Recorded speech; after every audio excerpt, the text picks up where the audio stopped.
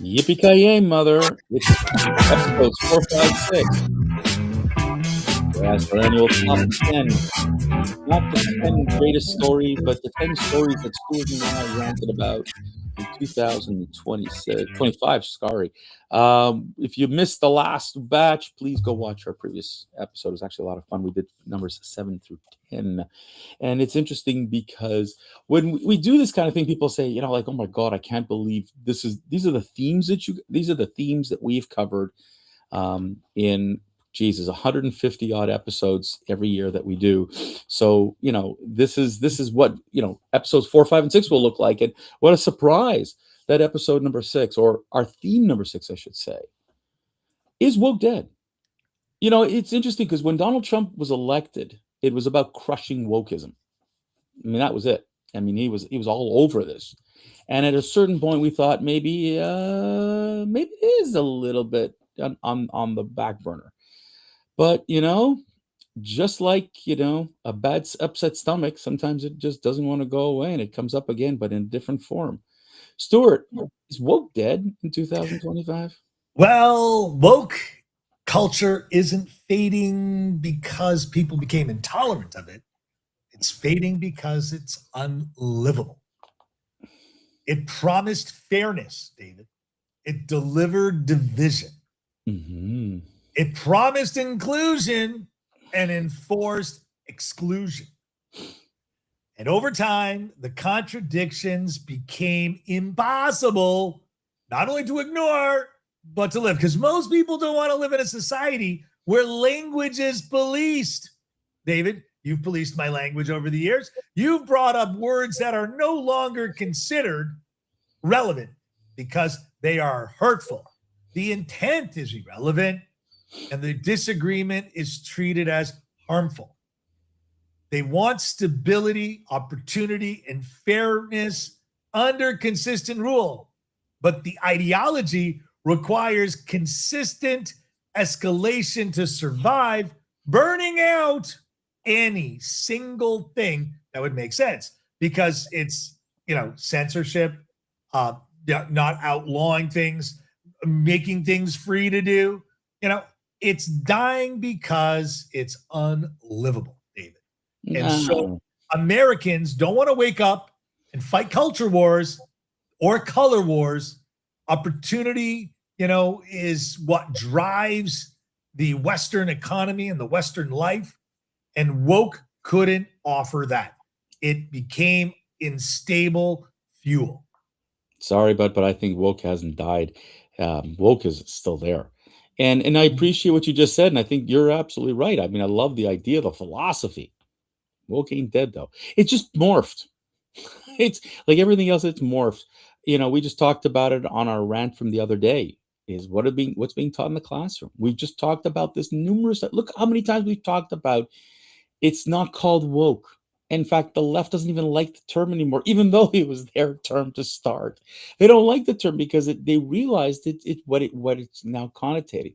So they're changing, just like Cracker Barrel tried to change its logo and its look. Woke is trying to do the same thing, but the menu's the same, the food's the same, the furniture's the same, the people's attitudes are the same, the attitude is the same. It's woke isn't dead. It's just it's morphing into a different body, Stuart.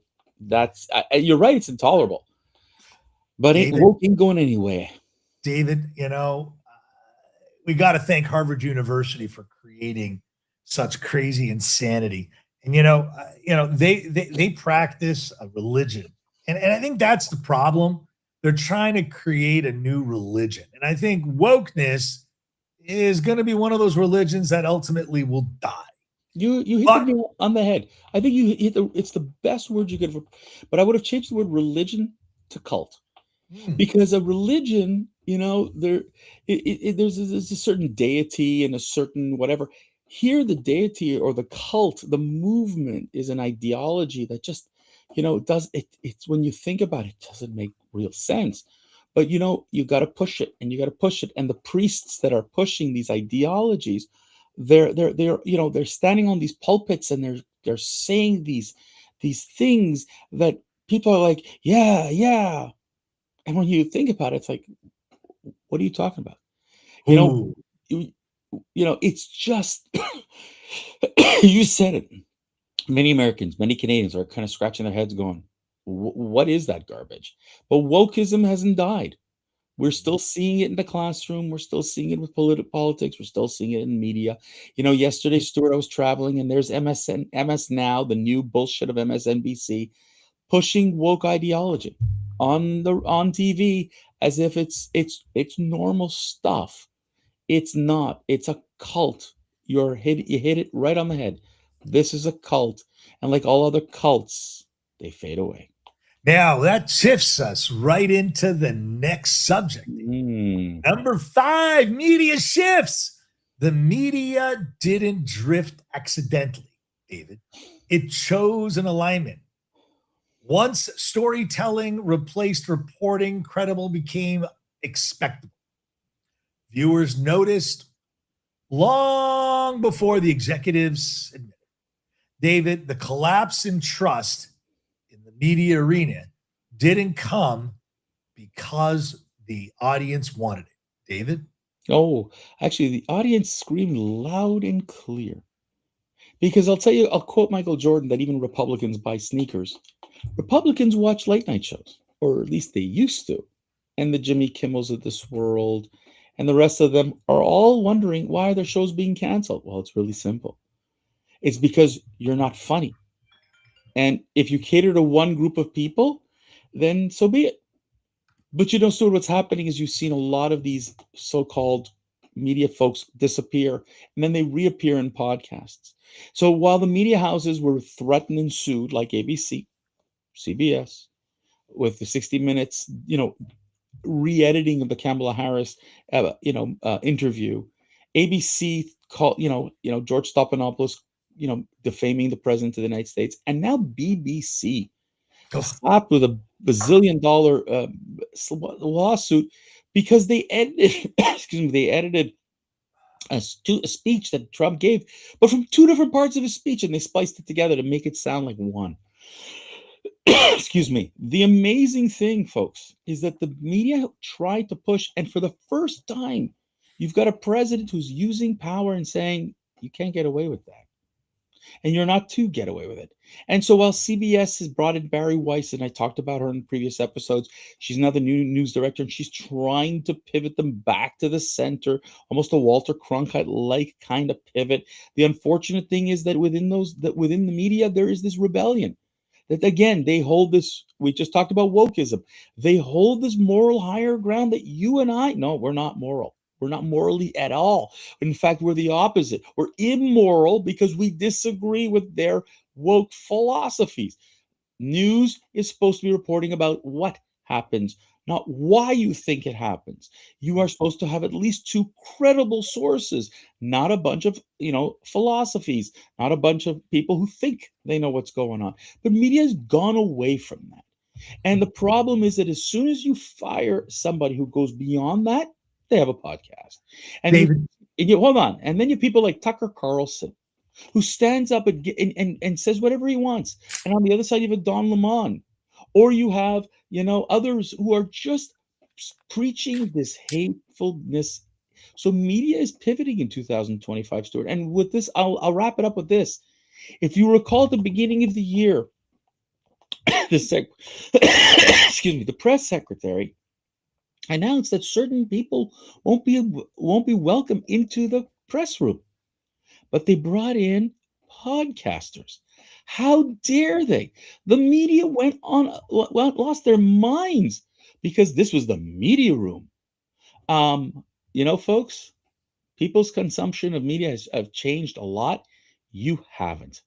Wakey. Until journalism remembers its role, not as a moral referee, not as political actors, but as disciplined seekers of truth. The decline will continue because credibility isn't owned by an institution, it's granted by the public. And once it's lost, it's very difficult to bring it back. David, introduce. Well, Stuart, you know what? Speaking of media, the saddest part, I think one of the sad parts of 2025, I'm not saying but one of the saddest parts of 2025 was the assassination of Charlie Kirk. And for many people didn't know who Charlie Kirk was until he died. Heard a lot of his stuff, his messages, and while I did not agree with 100% of everything that he said, I had respect for this guy who was able to debate, was able to articulate, and was able to support his argument with facts. But when it was his opinion, he said it was his opinion, something unfortunately many on the left never learned. But the media decided that he was a villain, and many on the left vilified him, and in ways that was just beyond disgusting. Stuart, when Charlie Kirk was assassinated, and I'm saying it was an assassination, I'll tell you something. I was never more disgusted by the media and people in America. Hmm. You know, Charlie Kirk represented a generational shift.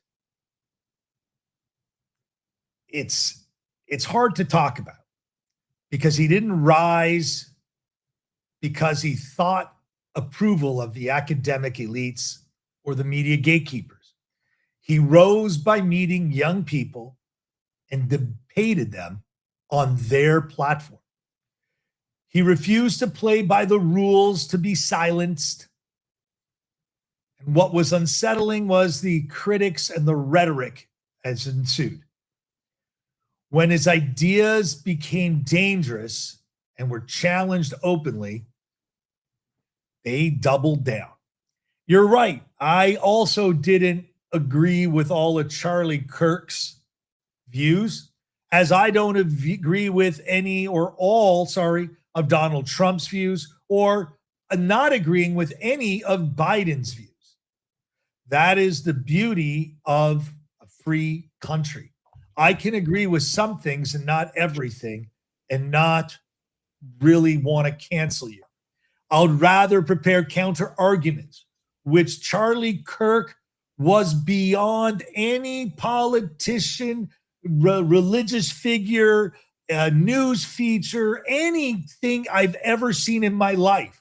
He promoted a healthy society of not fearing debate, not being afraid of not being influenced by the wealth or the institutional backers. Charlie Kirk rose and was murdered for those simple views. And like you, David, I did see and hear about Charlie Kirk early in his career because I actually did see his initial Fox News invitation where he skipped school. And again, as you see behind me, watch news all day long. And the fact that the media gatekeepers preached and asked for his murder, and the politicians that denied him the platform to debate freely, openly, whatever the students wanted, is why I believe this death will be considered a martyrism and will breed a whole new culture that will bring life to Charlie Kirk for years to come. What's sad is that Charlie did something that the left hates. He had facts, he had knowledge, he debated openly. And he debated in a way where you never heard him yell and scream. You didn't hear him vilify and accuse somebody. You rarely heard him even embarrass or denounce someone. Often he was accused of things that were not true. And you could see that he was exacerbated of having to repeat himself. He talked about Israel in a way that I wish Jews wouldn't talk about Israel. He visited it. He fell in love with Israel, and he supported Israel to the nth degree. And he made arguments against the left that the left itself had no idea what it was talking about. Yeah, he had philosophies that where he was a firm Catholic, and he believed in certain philosophies that I don't agree with. And you know what, Stuart? Agreeing with somebody 100% and surrounding yourself with people who only agree with you isn't a healthy thing. That, folks, is what you're getting on social media, and that's what you're getting in very often in the groups and the cults that you're surrounded by. And yes, they are cults. And when we talked about, woke as a cult, that's where you're surrounding yourself. You're surrounding yourself around people who are telling you you're right, even though you're wrong.